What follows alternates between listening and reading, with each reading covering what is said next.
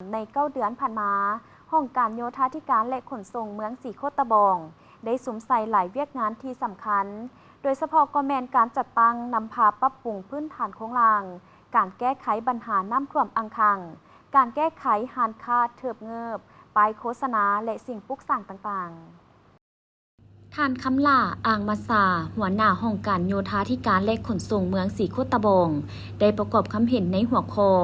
การจัดตั้งนำพาปรับปรุงพื้นฐานโครงสร้างการแก้ไขปัญหาน้ำท่วมอังคังการแก้ไขห่างห้านเถิบเงิบป้ายโฆษณาและสิ่งปลูกสร้างต่างๆที่บ่ถูกต้องออกจากเขตสงวนทางหลวงตะคองห้องน้ำให้ถูกต้องตามกฎหมายทางหลวงกฎหมายผังเมืองกฎหมายป้ายและกฎหมายที่เกี่ยวข้องอื่นๆต่อกล่องประชุมคณะคณะบริหารงานผักเมืองครั้งที่ 4 สมัยที่ 8 ซึ่งจัดขึ้นในวันที่ 17 ตุลาผ่านมาว่าใน9 เดือนผ่านมาได้สุ่มใส่คือเวียกซ่อมแปลงฟื้นฟูทางในปี 2025 ได้หับบ่วงงบประมาณประจำปี 2 โครงการสำหรับบ่วงเงินเกินแผนปี 2024จะตั้งปฏิบัติปี 2025 ได้หับอนุมัติ 10 เซนโครงการเสนอใหม่ประจำปี 2025 ประเภท5แผนกโยธาธิการและขนส่งเครื่องจันทร์มอบให้ฟื้นฟูซ่อมแปลงเป็นทางหอมเบตงมี 4 โครงการนอกจากเมืองได้จัดตั้งปฏิบัติแล้วแผนกโยธาธิการและขนส่งเครื่องจันทร์ก็ได้หับงบประมาณเกียมจะปฏิบัติเส้นทางหอมบ้านลักหินโน้นสว่างทางบ้านดอนสิงซูและเล่งด่วนแก้ไขให้สำเร็จก่อนเฉลิมฉลองวันศาสตร์ครบรอบ 50 ปีเส้นซ่อมแปลงถนนสีทองและเส้นทางที่เปเพหลายเส้นทางแต่บ้านนาแฮหาเวียงสวรรค์หาสีบุญเฮืองอยู่ในแผนฟื้นฟูเป็นทางเบตงจะเริ่มลงมือในท้ายปีนี้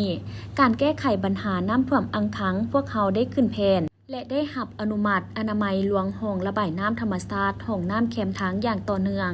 ในแต่ละปีเป็นต้นห้องระบายน้ำถนนสุภานุวงศ์ถนน13เหนือ4ไคหา4เกิดเวียแก้ไขเถิบเงือป้ายโฆษณาได้มอบให้หน่วยงานกวดกาผังเมืองคุ้มครองการปลูกสร้าง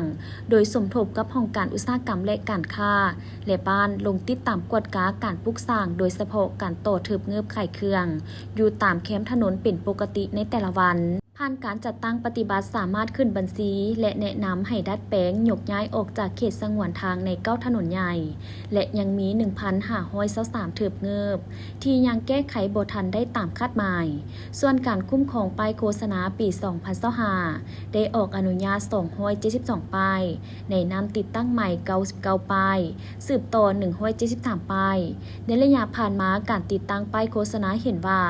บางภาคส่วนยังบ่สอดคล้องกับระเบียบซึ่งได้แจ้งเตือนหลายครั้งและได้ร่วมกับแผนกโยธาธิการและขนส่งนครหลวงจันทร์ใส่มาตรการตัดฮื้อทนอยู่ถนนอาเซียนได้98 ป้ายและถนนสีทองได้